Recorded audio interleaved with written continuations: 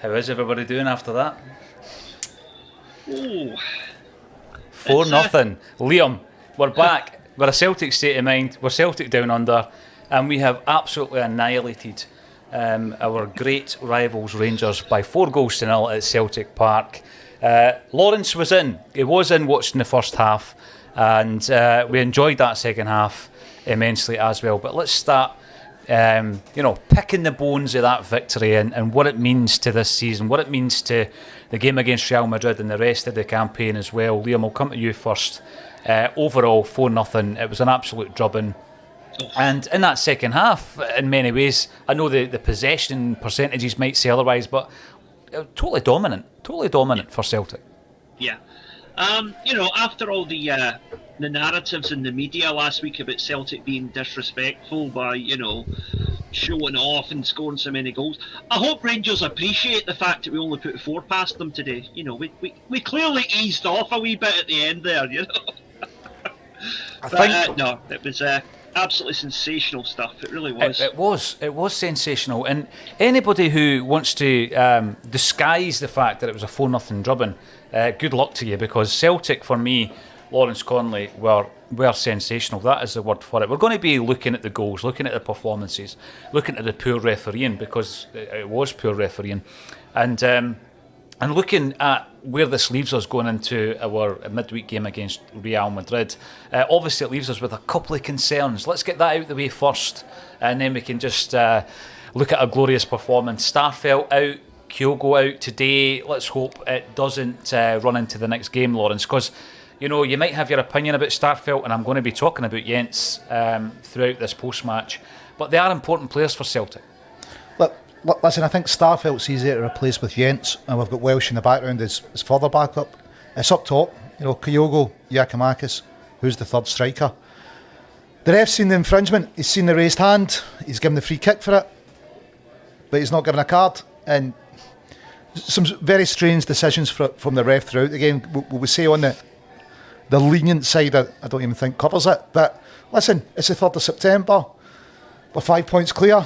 We've just hammered them 4-0, as Liam said. For some reason, we decided to keep the score down. The nearest they came to scoring was, a Celtic header that Joe Hart keeps out.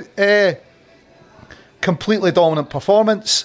It's nice to get an easy game to warm up for, to use to warm up against Real Madrid. As comfortable as we've been in an Old Firm game in years. I think when you look at the lead up to the Real Madrid game, we spoke about the 3 games in 7 days, Liam, and we had Ross County away from home, historically a tricky fixture. Rangers at home, anything can happen. We spoke about that before the game. We were confident, albeit, that Celtic would win, and then moving into Real Madrid, and you're asking yourself what kind of, what shape are you going to be in? We're in as best shape as we possibly can be. The only 2 slight concerns, and I'm sure Andrew will talk about it after the game, are the injuries to Kyogo and Starfelt. But what a way to prepare for Real Madrid. Now, Liam, you had the audacity last week to say that you're actually looking for a draw or a win against Real Madrid. And Is it possible? Are we just getting a wee bit carried away? Is it possible? Celtic Park, under the lights, full house, and we're playing like that? Yes. Yep, absolutely. I thought that Rangers coming into this game today, they looked decent. As I said pre-match, they did well to get past PSV, and I thought it would be a genuine tough test to see. Last week, a lot of the debate was how good were we, how bad were Dundee United. Well, I think today just proves it was more down to us being really, really good. Yeah. Absolutely, and I think all the chat after that, as you say, because obviously Dundee United departed company, or parted rather company with their manager. There was chat around the state that they're in, and Celtic capitalised on it. But I think I do subscribe to the fact that it was more down to how scintillating our football was, how intense our passages of play have been. You look at the league title, played 6. won 6. We've also won our cup game, of course. Goals for 25, goals against 1. The goal difference at the moment is standing at 24 against Rangers, who are second, 7.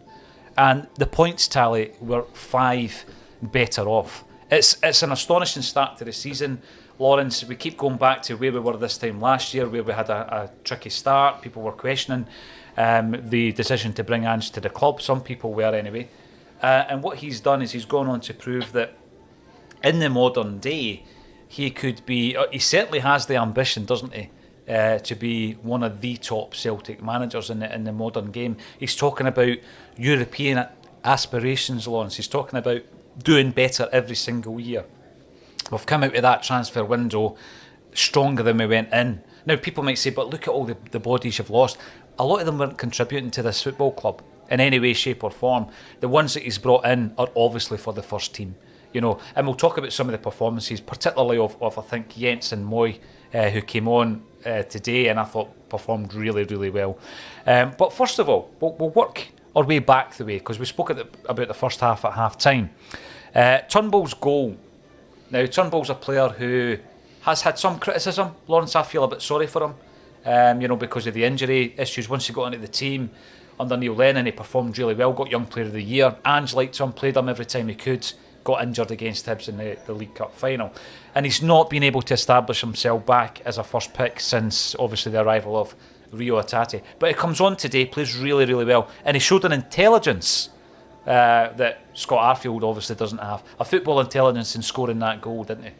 Yeah, but without doubt. Listen, I think we kind of need to get over the first pick, especially, from midfield to front, because Ange really uses the 5 sub rule.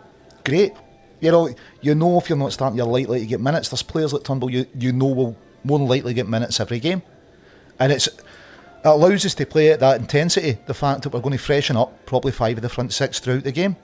Today, Kyogo's targeted in the first minute, has to leave the park injured. It was a bit of worry, would Giakoumakis last a full 90 minutes, how effective it would be. But Turnbull does the right thing, lets the ball run out the box, and then one touch to control, next touch, back of the net. But, he's going to get his minutes in midfield. Hatate, some of the crossfield balls today. Unbelievable. Reminiscent of Paul McStay, wasn't it? It was fantastic.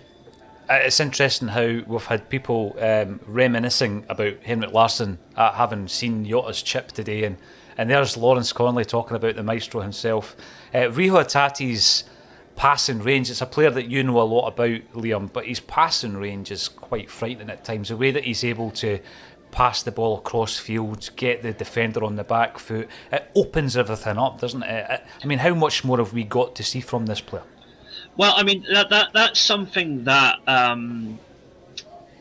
I would say at even the lowest levels in Japanese football, that is something that's drilled into kids here from a very young age, is that eye for a pass.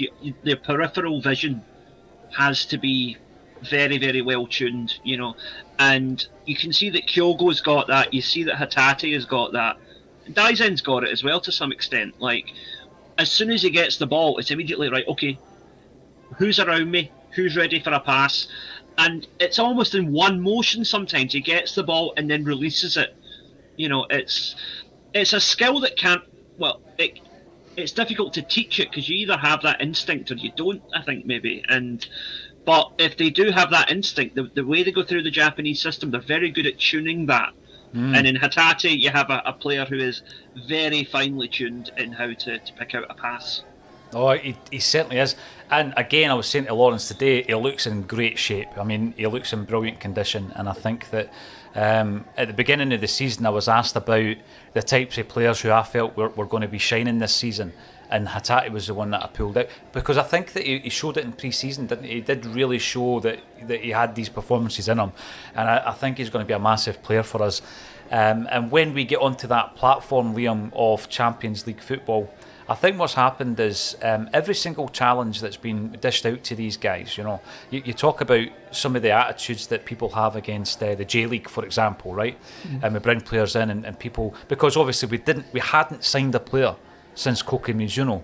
We hadn't done it since the era of Nakamura. So there was a period of 15 years where, I don't know if it was lackadaisical on Celtic's part, we didn't tap into the market. Some people might have looked down their nose at that market. And what we've got now is, right, so we feel as though they've been challenged by moving up to Celtic, Now we're saying, right, we're going to move up again because this is a Champions League. And I think there's a lot of players in that kind of bracket at the moment. I think Matt O'Reilly has had that ascendancy, hasn't he, since he's left.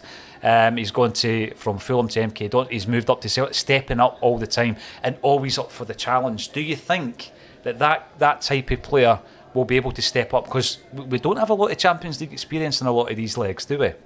No, but I'll use the same example I used last week when Laura and I were talking about this.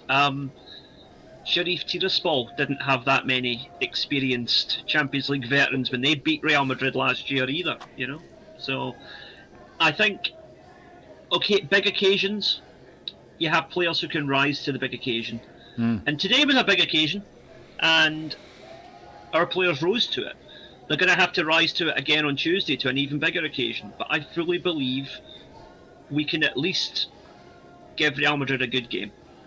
Liam, we've got enough sound bites from you already to do a compilation for the full time whistle on Tuesday night, and I'm going to ask Kelvin to do that just in case we get that victory. But there's nothing wrong, Lawrence, with talking like that after such a convincing victory against your near neighbour rivals, is there? Mate, Johnny Doyle, God rest him, George McCluskey, Alan Snedden, they showed it can be done.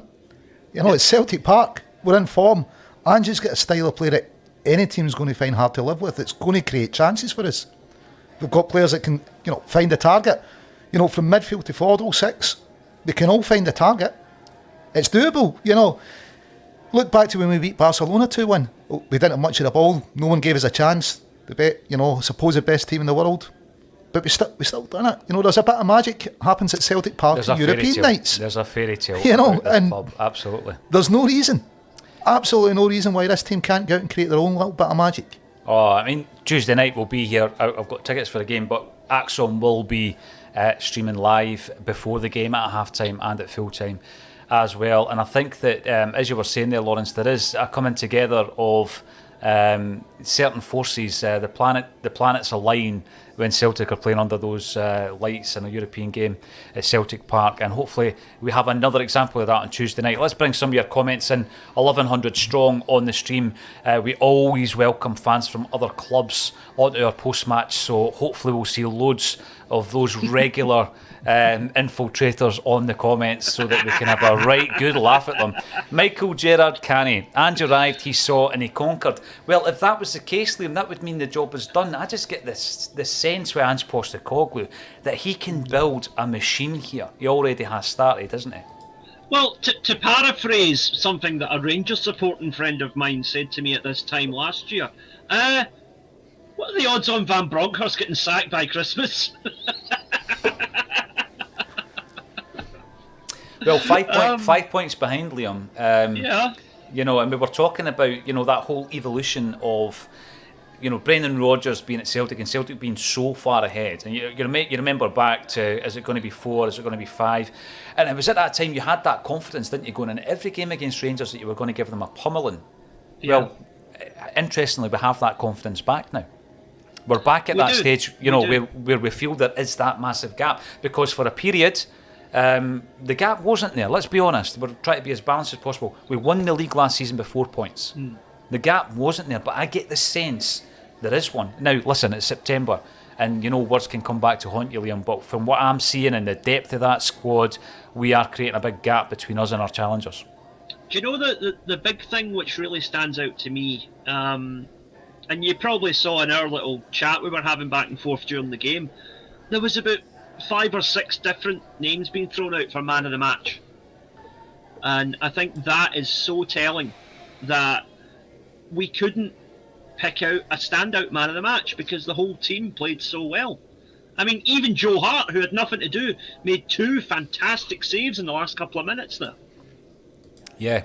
I mean, we didn't really speak about the fact that Joe Hart obviously is nursing quite a wound in his head, and he comes back in, keeps a clean sheet, does what Joe Hart has done since he came back to the club. Pound for pound, the best signing.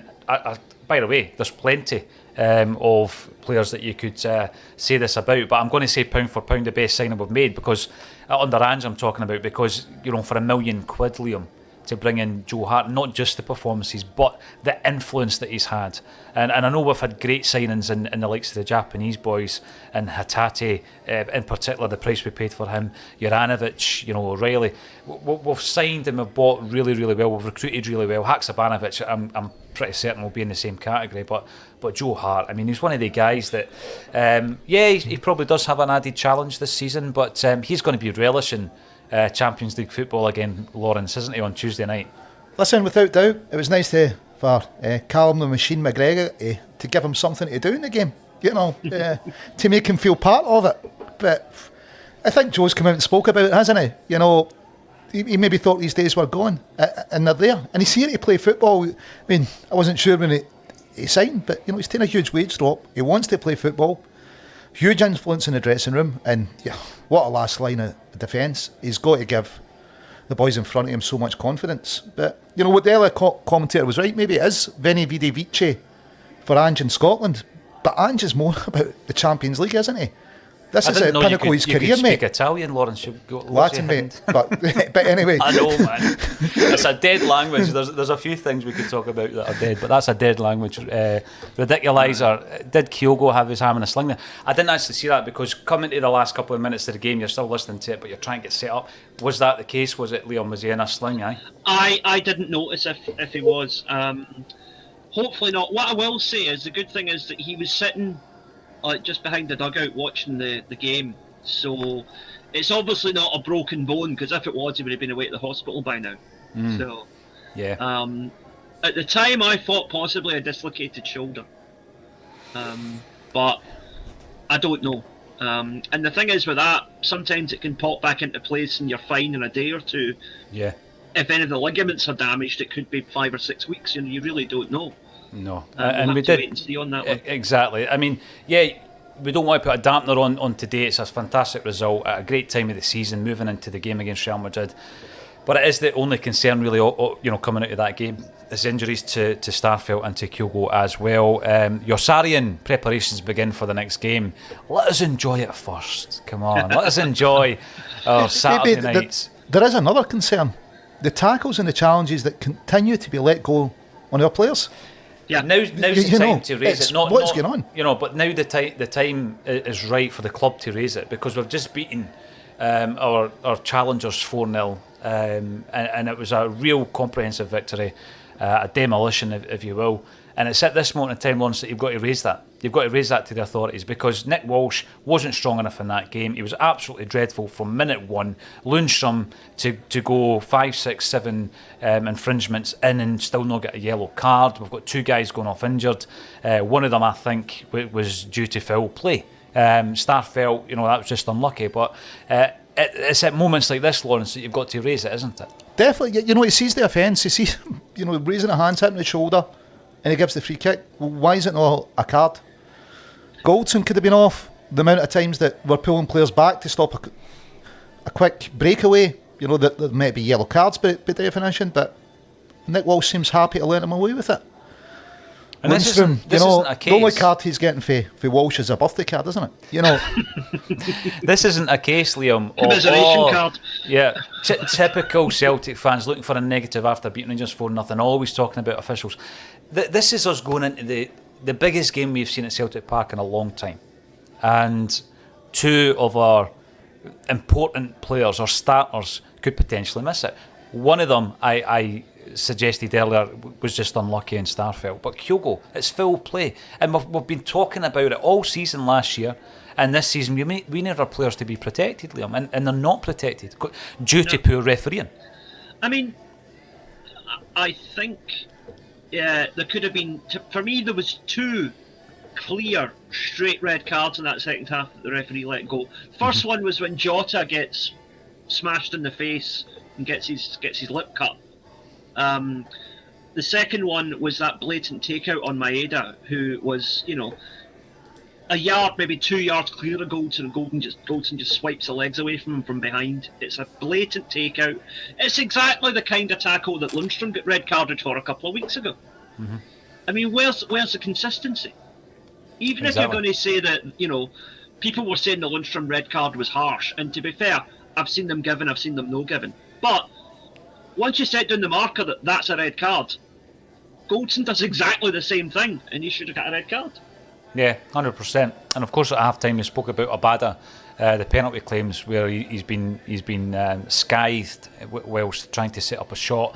So yeah, absolutely abomination of a performance by the referee, but an annihilation for Celtic over Rangers. Dermo, Celtic, Rabbitoh. There was only one team in it today, Forza, which I think you're watching in Australia. Hopefully you're enjoying it, Dermot. Probably South Sydney if he's a Rabbitoh, mate. Is that right? Well, thank you. You're educating us today, aren't you, with your global cosmopolitan knowledge. Andrew Galea, we are miles ahead. I was just talking about that. You know, the momentum of last season, Lawrence, made you believe that Ange was certainly creating something special, and the run we went on to win the league was incredible. But you look at the league table last season, we were only 4 points ahead, right? So it's easy to get carried away and say we were miles ahead. I think what we are doing so far this season though, is showing that we are creating that gap between us and them. I don't think that's quite right, because the first 7 or 6 games of last season he was implementing his style. He was changing the culture at the club, and it takes 6 or 7 games to do that. You take those games out of the picture, we're miles ahead last season. I disagree with you, mate. You know? I disagree. I'll tell you why. Take the February game in isolation. We looked miles ahead. Watch every other game we played against them. Brother Bobby's last game where Lundstrom was unbookable. Mate, we were miles ahead in terms of points. I would say on average points, we were miles ahead. Take the first 7 games out, because that's where we were dropping our points while he was implementing his style of football.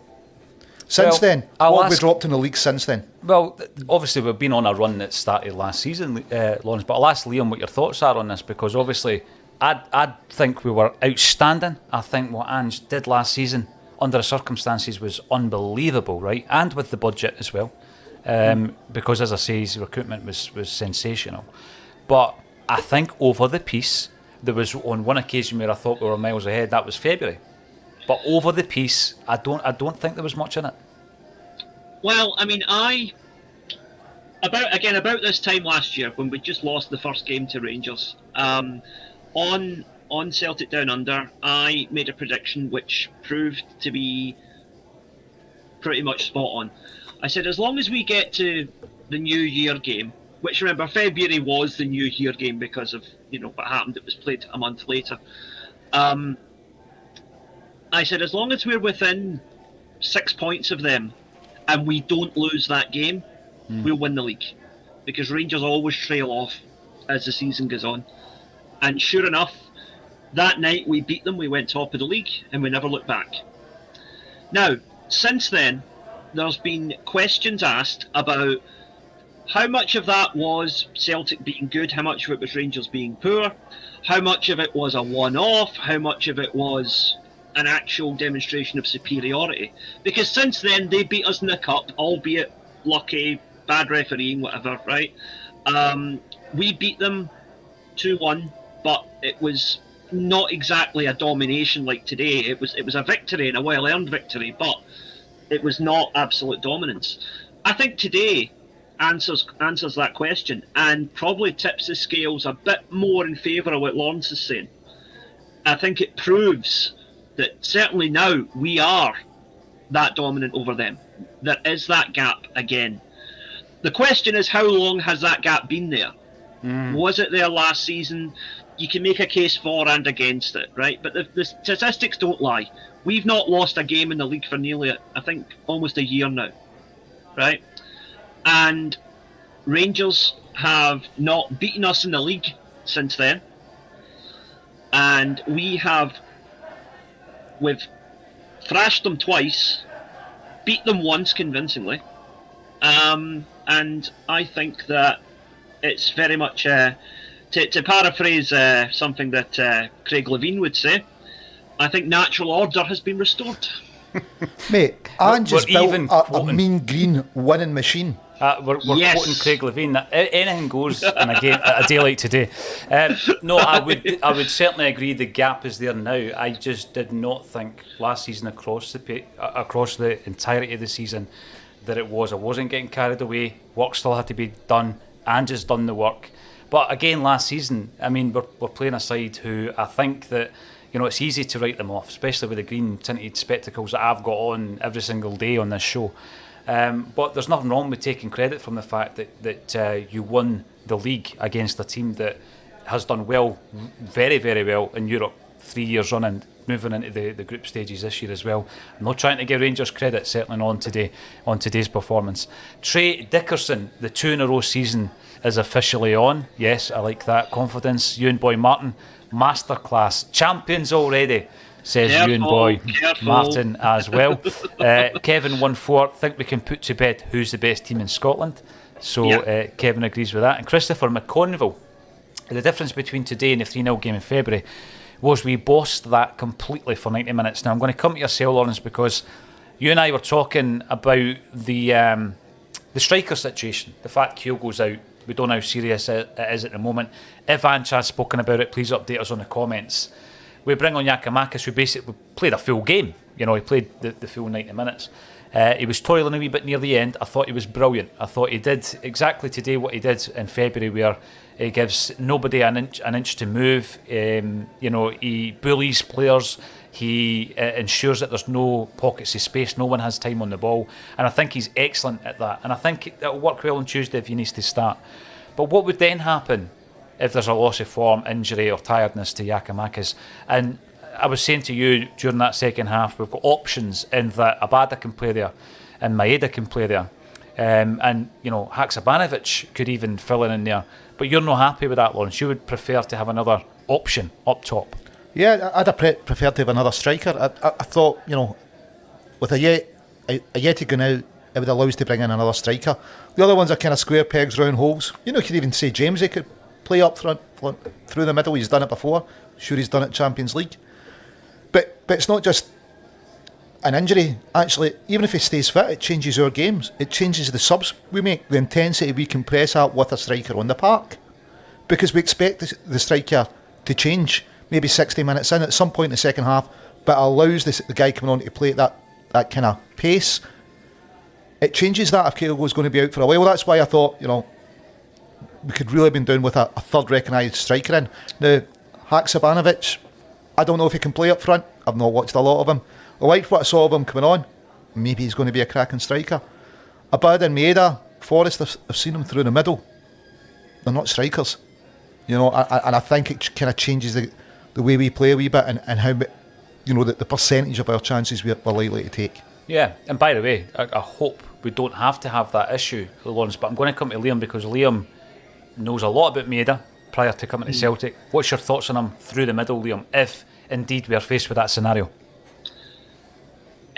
Certainly when he was playing for Yamaga, which is the local team where I saw him, that was where he played every week.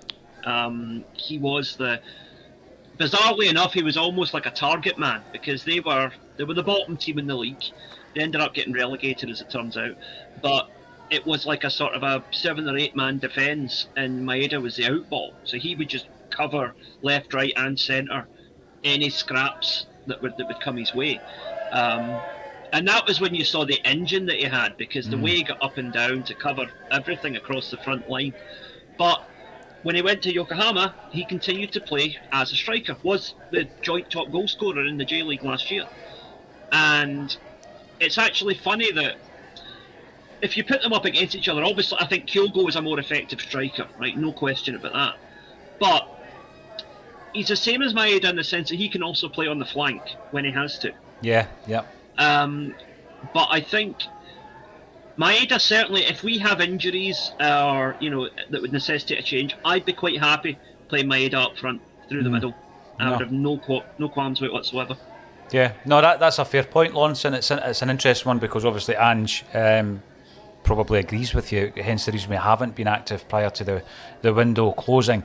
Unbelievably, we're 29 minutes into this. Now, I did promise an extra 5 because we were late on the pre-match, so we'll see how that goes. But there are 1,300 of you tuning in. Thank you, every one of you, for getting involved. Let's have a Saturday night to remember. I'm sure we will. Bringing in some of your comments. John Boy 67, amazing first half. Second half was an exhibition. Rangers were outclassed from start to finish, and Golson should have been sent off. Ref was poor overall. What a great game. I totally agree with that, and I don't mind bringing up the refereeing even when we've won a game. Ian H, 1984, loved the Martin O'Neill era, but this is the best Celtic team in my lifetime. Lawrence Conley, who are the best Celtic team in your lifetime? Oh, best team in my lifetime. Oh, O'Neill's good. Rogers spoke to Strachan 2 last 16. You know, when he half the wage bill. 2 last 16s. Gordon's is hard to say is not a good team, but probably 10 men won the league, mate.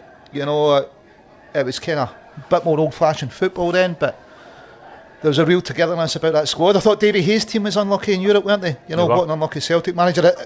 And I tell you, there was, 4 teams going for a Scottish title there. The Centenary team never said die. But actually, probably the best team that I enjoyed watching, that Ange's team is probably going to surpass, is going to be Tommy Burns' team, who didn't win the league. But, that could be because we got home on Fridays and had to play early kick-off Saturdays and stuff, and, there was no league extensions for us or even games delayed, but... And don't get us started about registrations, Lawrence. Oh, mate, Yeah. But listen, what a scout we had with Davy Hay there, the players he was bringing in. Yeah. And Tosh has got to be doing a similar job, isn't he? Yeah, I mean... It's got to be up there. It's a fair comment, actually, bringing up Davy Hay, because a lot of people wouldn't mention Davy. Tommy Burns' side were so entertaining. I'm a massive fan of the Centenary team because that was the season that I started going to the games, and there was that whole fairy tale around that, and of course you've got Rogers and O'Neill's. But it's interesting that you bring up Davy Hayes, because I think he was very unlucky. He was very, very unlucky. He was up against it with a board who wouldn't give him the players he wanted, and obviously he was put out by a Rapid Vienna side who went on to make the final that year in the Cup Winners' Cup. What about yourself, Liam? Finest Celtic side you've seen? I mean, it's hard to look past any team that has Lubo Moravcik in it, because he's my all-time favourite Celtic player, right? So I would have to say probably the treble-winning Martin O'Neill team from that first season. Larsson, Sutton, Lubo, Didier Agat, that was just... that whole season was just... And also, like you say about the Centenary season, that was the first year I had a season ticket. So that was special. Another part of that made it special was at the time I was working as a copy boy at the Herald. And let's just say that most of the Herald sports desk at that time were not Celtic supporters. So nothing's changed, I bet you. There was a few grumpy faces on Monday mornings going into the office after that. Absolutely, Liam. Absolutely. Great memories. Brendan Monaghan's coming on to say hello to Lawrence. Hail to you, Brendan. Listen, have a Brendan's got a new album out, so have a look out for that. Check him out on Facebook. You and Boy Martin, bring on the Real Madrid. I'll tell you, look what you've started, Liam. Look what you've started with this confidence. And Kevin reminds us that it's 38 games undefeated in the league. What a run we're on. Yeah, special times. And the one thing I take from it, Lawrence, we can be fans, right? And we can get carried away. But you just know Ange won't allow that to happen, because the way that he approaches his work, as he will probably see it. He'll maybe enjoy tonight. He'll be back on it tomorrow, won't he?